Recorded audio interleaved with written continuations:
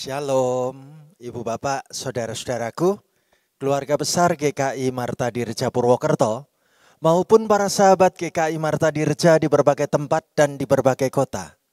Puji Tuhan, hari ini kita menyelenggarakan kalam pertama kali di tahun 2025. Untuk itu saya ingin mengawali lebih dahulu untuk menyapa Ibu Bapak, Saudara-saudari dengan mengucapkan selamat tahun baru di tahun 2025 ini. Nah, saya Pendeta Stefanus Lim ingin mengajak kita semua pada acara kuliah Alkitab malam ini.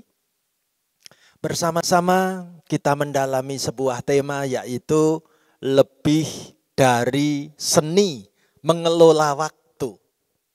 Bagaimana caranya kita menjalani hidup di tahun 2025 dengan menggunakan seni mengelola waktu, bahkan lebih daripada itu. Ayo kita awali kalam kita dengan kita doa lebih dahulu bersama. Ya, mari kita berdoa. Tuhan, kami mengucap syukur kepadamu karena hari ini kami diizinkan Tuhan untuk pertama kalinya menyelenggarakan kuliah Alkitab malam atau kalam secara online yang boleh kami ikuti dan disiarkan melalui channel YouTube ini. Tuhan, beri kepada kami waktu dan kesediaan hati untuk bertumbuh belajar tentang firman-Mu. Pakailah dan urapilah hamba-Mu ini, memberitakan sabda firman-Mu bagi kami semua. Dan firman-Mu boleh menyapa, menegur, membangun, bahkan merombak kehidupan kami menjadi lebih baik lagi. Pakailah pemberitaan firman Tuhan saat ini untuk mengubah hidup kami di sepanjang tahun 2025 yang akan kami jalani bersama-sama. Kami rindukan firman-Mu Tuhan. Kami nanti-nantikan sabda-Mu ya Bapa. Berbicaralah, bersabdalah, pakailah hamba-Mu, membagikan sabda firman-Mu, jadi berkat buat hidup kami setiap orang. Dalam nama Tuhan Yesus, kami berdoa bersama-sama. Haleluya. Amin. Ibu Bapak, saudaraku terkasih, bersyukur kita memasuki dan mengawali tahun 2025 melalui kalam perdana saat ini. Kita diajak untuk menyoroti tema lebih dari seni mengelola waktu. Dengan pembacaan Alkitab dari Injil Markus 6 ayat 30 sampai dengan ayat 34. Ibu Bapak, saudaraku, Injil Markus 6 ayat 30 sampai dengan 34 ini akan kita baca nanti satu ayat, kemudian diuraikan. Pindah ke ayat berikutnya, diuraikan lagi.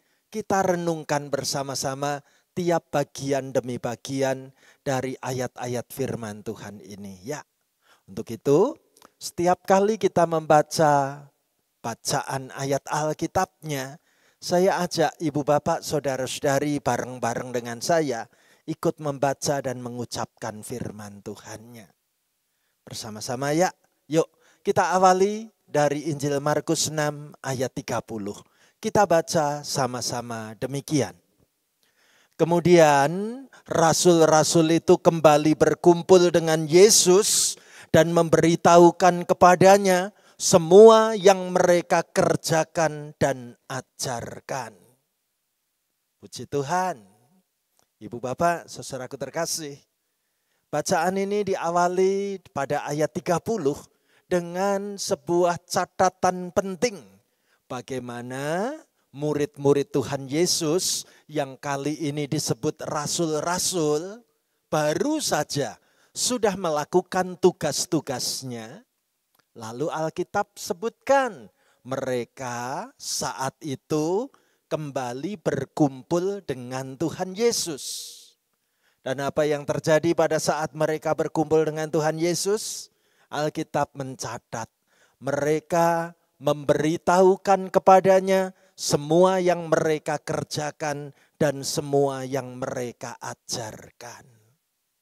Puji Tuhan, Ibu Bapak, saudaraku, murid-murid ini menjadi contoh dan bisa menjadi inspirasi buat kita. Ketika dalam hidup kita mendapatkan tugas tanggung jawab, maka tugas tanggung jawab itu jangan ditinggal pergi. Sebaliknya, tugas tanggung jawab itu mesti dikerjakan dengan penuh semangat. Dan murid-murid memberi contoh bagaimana pentingnya menyampaikan laporan pertanggungjawaban. Semua tugas yang telah diberikan sudah kami kerjakan.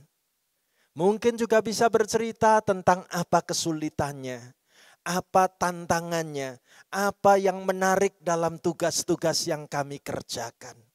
Keren, luar biasa. Memasuki tahun 2025, ayo kita belajar bagaimana ternyata setiap kali kita mendapatkan tugas apapun itu, baik di tempat pekerjaan, tugas di tengah keluarga, bahkan juga tugas dalam pelayanan di gereja. Saudaraku, jangan kita menghindari. Ya, terimalah, semangatlah, kerjakanlah, dan siapkanlah dirimu untuk menyampaikan laporan dengan sangat bertanggung jawab. Puji Tuhan, para murid menyampaikan itu semua dan Tuhan Yesus menerima laporan para muridnya dengan penuh kelegaan. Apa yang terjadi berikutnya, saudaraku? Ayo kita baca Markus 6 ayat 31 bareng-bareng dengan saya ya. Kita ucapkan begini. Lalu ia berkata kepada mereka, marilah ke tempat yang sunyi supaya kita sendirian dan beristirahatlah seketika.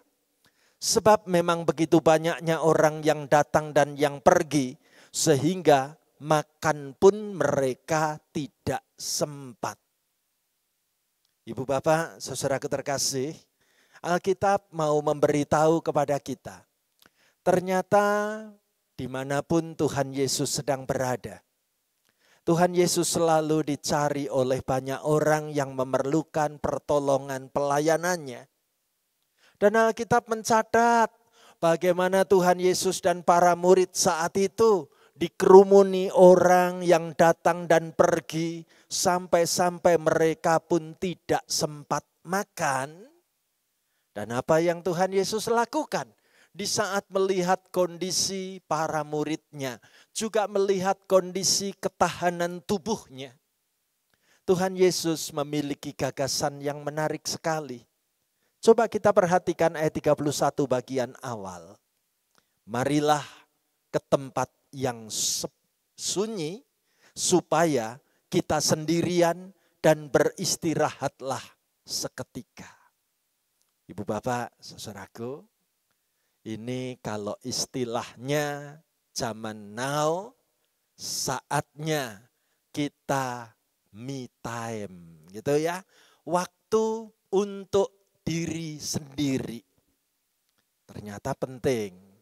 Tuhan Yesus pun memikirkan setelah para murid bersama dengan Tuhan Yesus melakukan rangkaian-rangkaian tugas yang padat, maka sudah saatnya memang diperlukan waktu untuk me time. Waktu bersama dengan diri sendiri.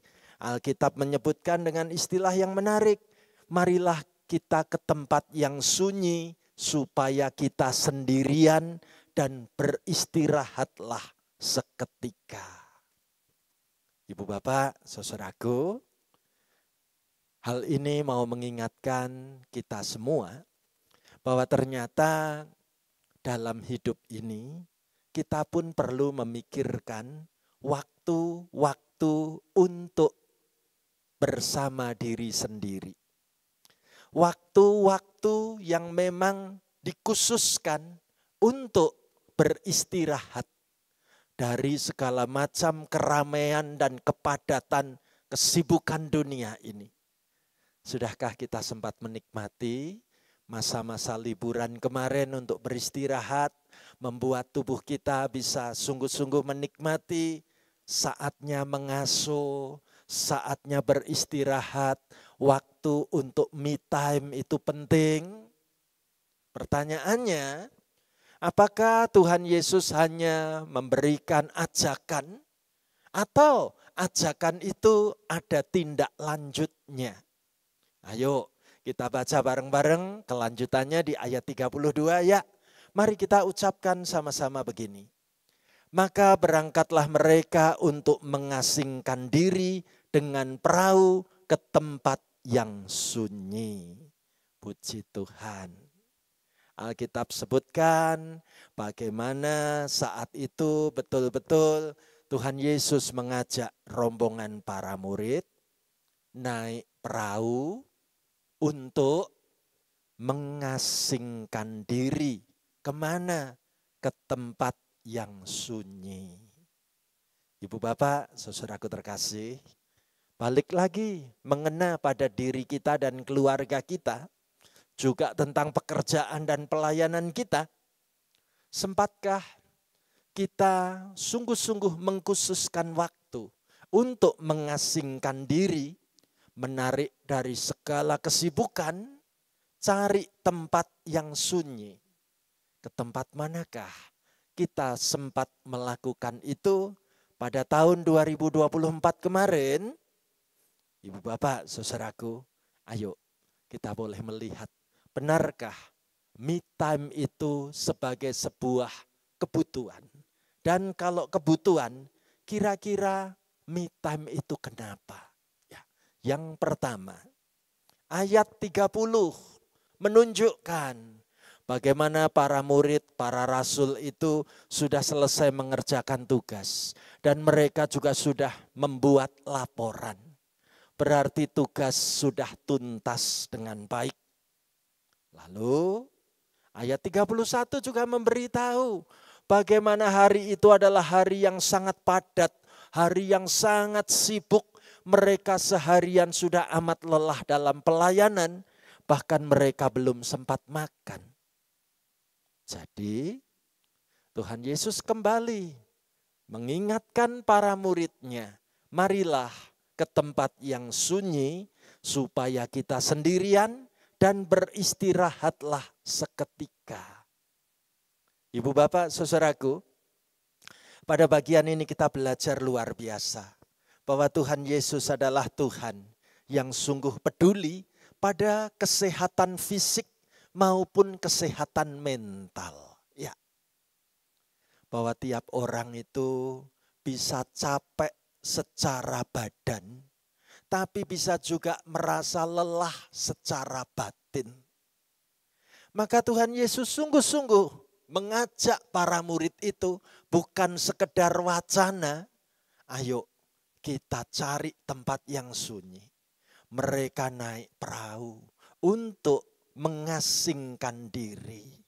Sungguh itu sangat bermanfaat, sangat berguna, sangat mendukung untuk pemulihan kesehatan fisik maupun pemulihan kesehatan mental. Jadi kita juga diingatkan di awal tahun 2025 ini tentang pentingnya menyeimbangkan antara melakukan tugas-tugas dengan penuh semangat.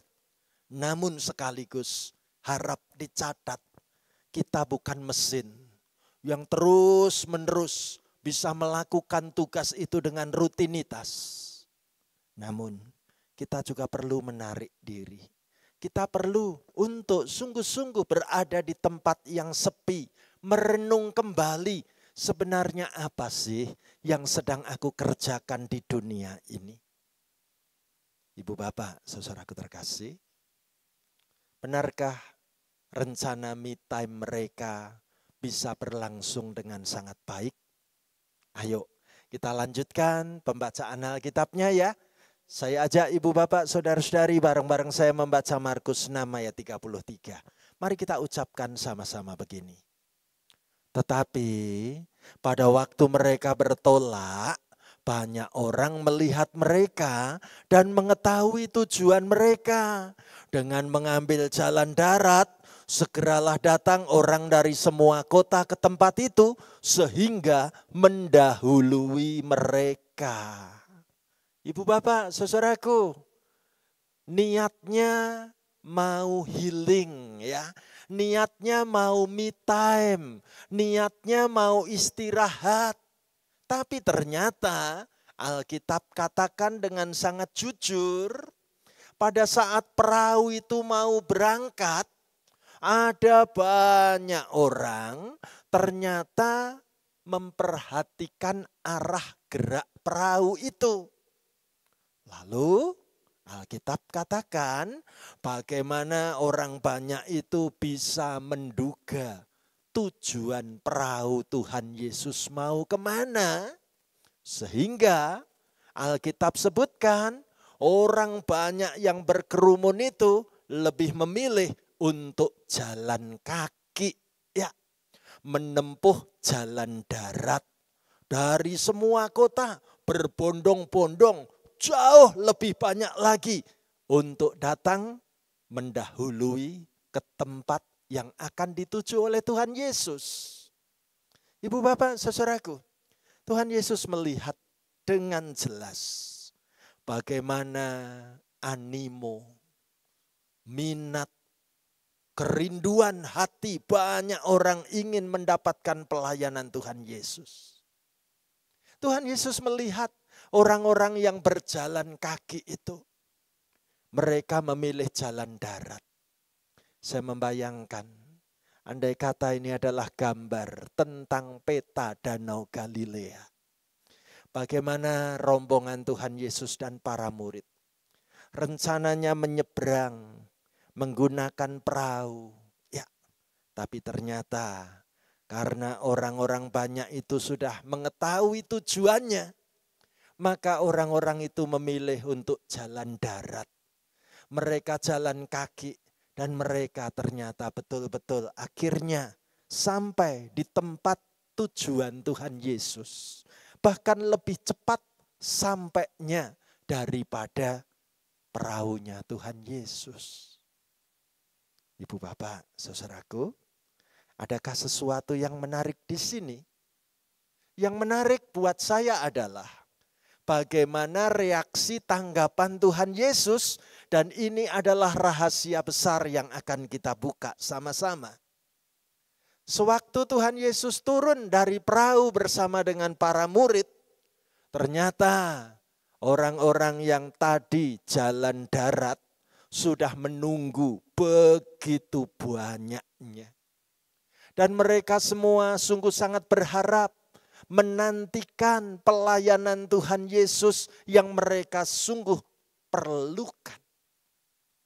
Ibu bapak saudaraku, kalau kita di posisinya Tuhan Yesus, atau kalau kita di posisinya murid-muridnya Tuhan Yesus, yang seharian itu sudah lelah, pengen istirahat, mau istirahat saja kok ternyata ada begitu banyak pelayanan yang harus dikerjakan lagi. Apa sikap hati kita? Ayo kita belajar seni lebih dari sekedar seni tentang mengelola waktu. Apakah itu? Mari kita temukan jawabnya di Markus 6 ayat 34. Saya ajak ibu bapak saudara-saudari membaca bareng-bareng saya demikian. Ketika Yesus mendarat, ia melihat sejumlah besar orang banyak. Maka tergeraklah hatinya oleh belas kasihan kepada mereka. Karena mereka seperti domba yang tidak mempunyai gembala. Lalu mulailah ia mengajarkan banyak hal kepada mereka. Ibu bapak saudaraku terkasih, dalam hal ini kata kunci yang luar biasa adalah kata-kata bagaimana Tuhan Yesus memiliki hati yang tergerak oleh belas kasihan. Apakah itu? Yesus yang berbela rasa, Yesus yang berbelas kasih, atau dalam bahasa disebutkan compassion. Ya. Ternyata Tuhan kita adalah Tuhan yang bersedia diganggu dan Tuhan yang bersedia direpoti. Luar biasa. Pertanyaan saya adalah, kenapa kok Tuhan Yesus memiliki kesediaan untuk diganggu dan tidak marah ketika direpoti? Alkitab sebutkan karena Tuhan Yesus memiliki hati yang tergerak oleh rasa belas kasihan. Namun apakah hanya sekedar itu? Ibu bapak saudaraku, gambar ini menunjukkan ternyata Tuhan Yesus sudah siap lagi melayani orang banyak yang datang di tempat itu. Apa rahasianya?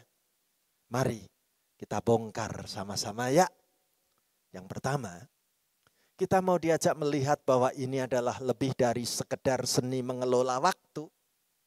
Karena Tuhan Yesus tahu tugas-tugas mendadak di luar dugaan itu bisa muncul kapanpun di depan. Ya. Sekaligus ini mengingatkan saudara dan saya. Dalam hari-hari hidup di tahun 2025, kadangkala ada tugas-tugas yang munculnya itu tiba-tiba, mendadak, harus dikerjakan. Nah, apa yang Tuhan Yesus lakukan bersama dengan para murid? Ini jawabnya. Tahukah kita? Kalau orang-orang tadi jalan kaki lewat jalan darat, pasti nggak bisa istirahat. Tapi lihat, Tuhan Yesus bersama dengan para murid, mereka ada dalam perjalanan naik perahu. Tuhan Yesus mengatakan beristirahatlah seketika. Jadi mereka posisinya sudah boleh santai. Bisa sharing, bisa bercanda, bisa menikmati makanan di sepanjang perjalanan naik perahu. Bahkan mungkin beberapa orang juga bisa berlanjut dengan istirahat tertidur. Pentingnya mengelola waktu. Ya, saya termasuk bersukacita dan berbahagia. Karena saya gampang tidur ya. Kalau di jalan pun dalam rangkaian tugas mau kemana, mesti gampang tidur ya. Naik kereta, oke, bisa tidur dengan nyenyak. Nanti tahu-tahu sudah sampai di stasiun, badan kayaknya sudah refresh lagi ya. Sudah kayak dicas ulang, sudah semangat lagi. Ibu bapak saudaraku, seni mengelola waktu. Waktu yang ada pergunakan juga untuk bisa beristirahat. Bisa menikmati kegembiraan, bisa sharing, bisa bercanda, bisa sambil makan, bisa juga sambil tertidur. Namun hari ini ada yang lebih dari sekedar seni mengelola waktu, yaitu bagaimana saudara dan saya perlu memiliki hati seperti hatinya Tuhan Yesus, yaitu hati yang berbelas kasihan, memiliki compassionate love, kasih yang berbela rasa. Ibu bapak saudaraku, kita rindu memasuki tahun 2025 dengan sikap iman yang baik. Aku bisa menata dan memanage waktu-waktu hidupku seiring pertambahan umurku. Namun sekaligus Tuhan mau aku memiliki hati yang berbela rasa, yang mudah tersentuh, yang rela untuk mau direpoti, yang bersedia untuk diganggu demi menolong banyak orang di sekeliling kita. Puji Tuhan, kalau ini menjadi bagian jurus hidup kita memasuki tahun 2025. Jadi, ibu bapak, saudara-saudaraku, ayo saya mau mengajak kita semua memasuki tahun 2025 lebih dari seni mengelola waktu. Kita diajak sungguh-sungguh menggunakan waktu-waktu yang ada dengan sangat bijaksana. Kita mengelola waktu kesempatan sebaik mungkin. Kita perlu sungguh-sungguh untuk membereskan keadaan diri kita dari segala kejengkelan, kemarahan, kekecewaan. Kita stop.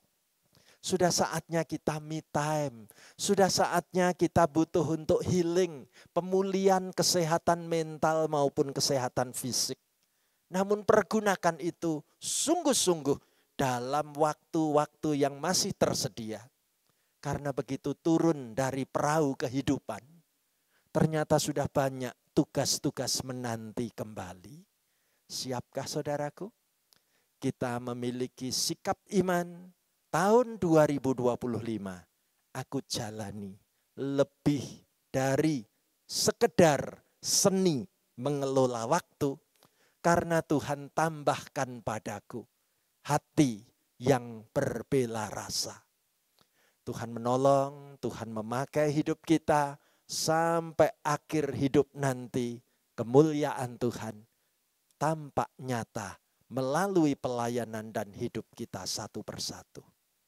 Tuhan menolong kita memasuki tahun 2025. Tuhan memberkati. Haleluya. Amin.